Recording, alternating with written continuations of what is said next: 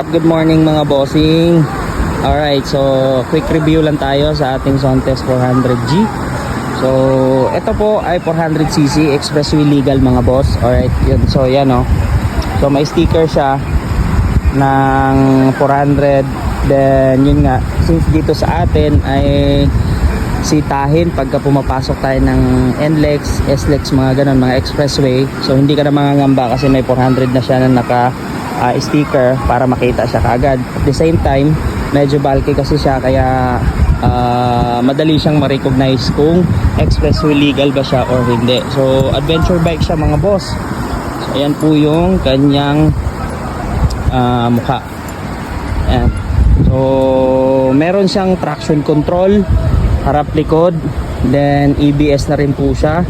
Yung sa traction control mga boss, pwede mong patayin. Halimbawa, nandito ka sa mga ganito, gusto mong mag off-road, pwede mong patayin yung sa likod, sa harap hindi mo pwedeng patayin. So maganda din pagka mahilig ka sa mga ganitong mga trail, mapapatay mo yung traction niya. Then ang ano pa dito mga bossing, pagdating sa features nito, like tulad ng mga ganito, ayan, tulad nito, ito kasama na to yung kanyang handguard. Ito yung crash guard, kasama na rin yan mga boss. Then ito, naglagay na tayo nito ng aftermarket. Itong sa signal light nya, tsaka itong sa cup holder, bottle holder, naglagay na tayo nyan. Then dito sa likod, yan, nilagay din tayo nyan. At igandahan din dito mga boss, safety din tong motor na to, kaya makikita mo talaga kasi meron siyang camera. Ayun, opo mga boss, may camera siya. So ito yung camera niya sa harap mga boss. Yan. At hindi lang isa yan mga bossing, kasi dalawa ho ang camera niyan. Nandito yung sa likod mga boss. Ayan o. Pwede mong iset dito mga boss kung saan yung gusto mong pagaganahin, kung yung harap ba o yung likod na camera. So maganda pag halimbawa tumakbo kayo or mag-rides kayo ng medyo malayo-layo, at least kahit papano meron kayong safety na ano para ma-record yung mga nangyayari or kung ano yung halimbawa may mga hindi maganda sa rides nyo. So yan mga boss. Then ito yung kanyang naglagay na rin tayo dito ng cellphone holder. Tsaka yung sa kanyang mga boss, tingnan nyo naman yung side mirror niya mga boss, napakatibay. Naglagay ako dito ng helmet, talaga namang hindi umaalog, talagang napakatibay niya. Ayan. Then ayan, projector na rin yung kanyang headlight mga boss. Then pa yung kanyang rim din mga boss, ayan, hindi siya yung alloy, ito ay Rayos. So maganda din siya mga boss pagdating sa mga ganyang nag-off-road ka, para hindi siya masyadong makaldag, matagtag, yung mga ganon. Maganda din tong na to. Sa napansin ko lang nung binaba ko siya dito, talagang lumalaban yung na. Tsaka yung ayan, tingnan mo naman yung kanyang upside down yung kanyang fork mga boss. Ayan, sama na to mga boss. Ayan, built in na yan pag binili mo tong motor na to. Ayan, ito yung crash guard.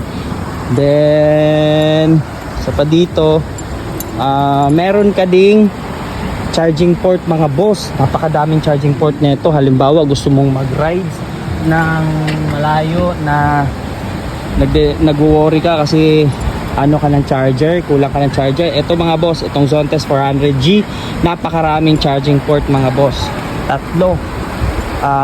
Bawat ay tigda dalawa. So ito, una ito sa harap, sa may malapit sa dashboard, 2. Meron din dito.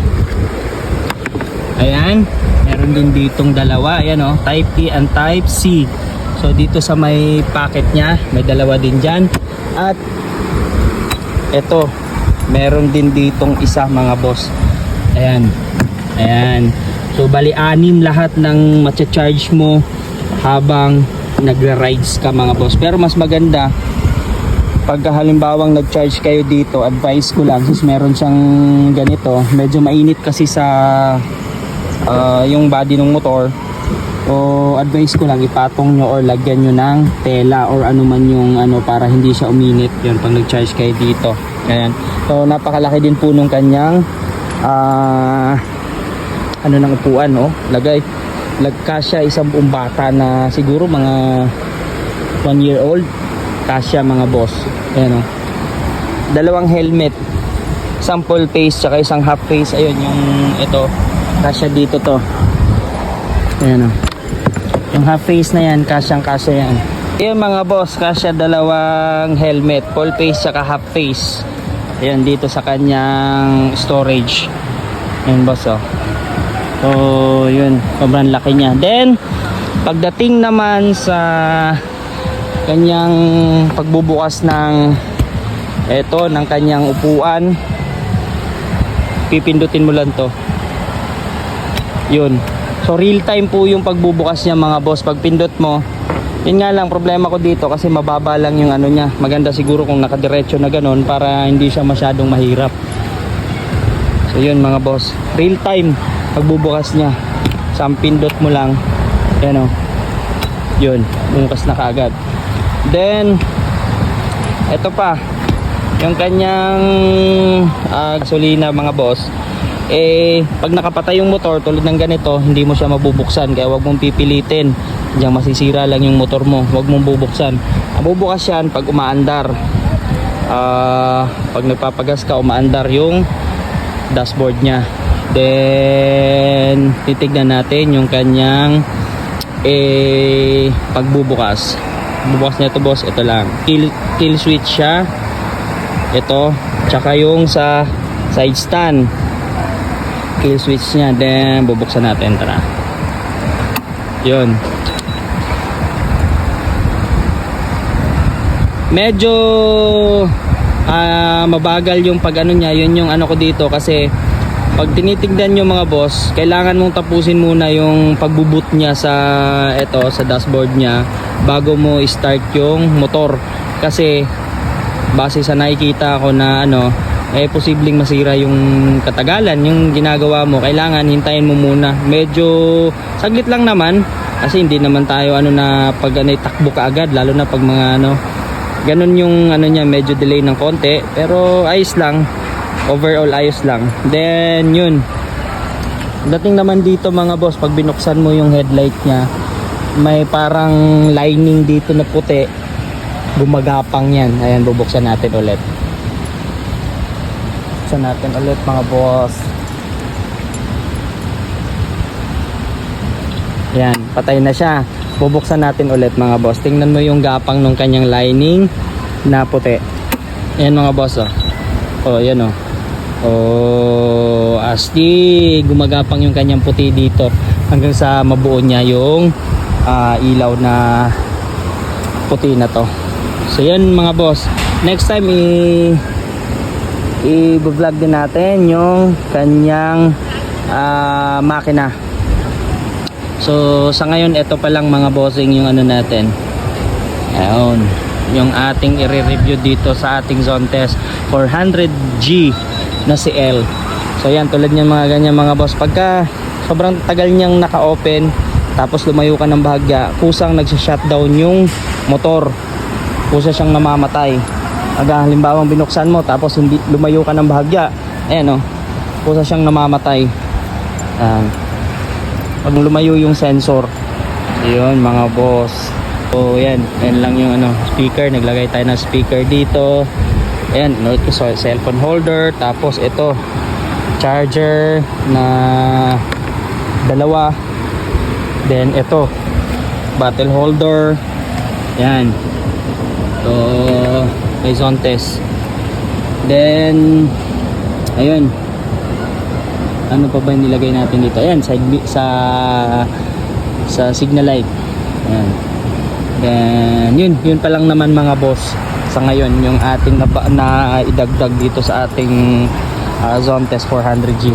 Kaya lang ganda nung niya mga boss. Ito, paanohan ko lang ng konti yung kanyang design niya, parang nakagano So since adventure bike siya, yung forma niya, yung kanyang looks niya aggressive na. Ayan. So yun lang mga bossing. Next time mari-review natin yung makina at yung consumption niya, tapos yung gas niya kung gaano ito pa pala, ito yung sa ito aftermarket din to, binilhan na rin to kasi kinabit ko lang to kagabi. Ayan, para safety din yung ating dashboard, hindi siya mababasa agad pagka halimbawa ayan. So ayan yung dinagdag pa pala natin. Ayan alright, so yun lang mga bossing. Magandang umaga sa inyong lahat. Thank you.